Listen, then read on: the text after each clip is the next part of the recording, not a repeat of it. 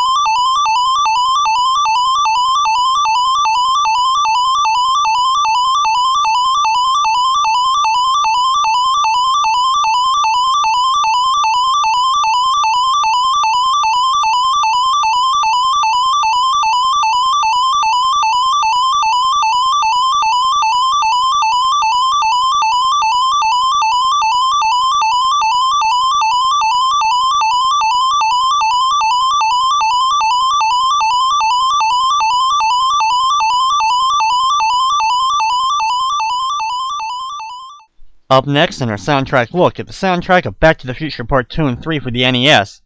You know what? I liked it so much the first time, let's hear it again. It's time for more sounds that you hear when a bird comes on screen.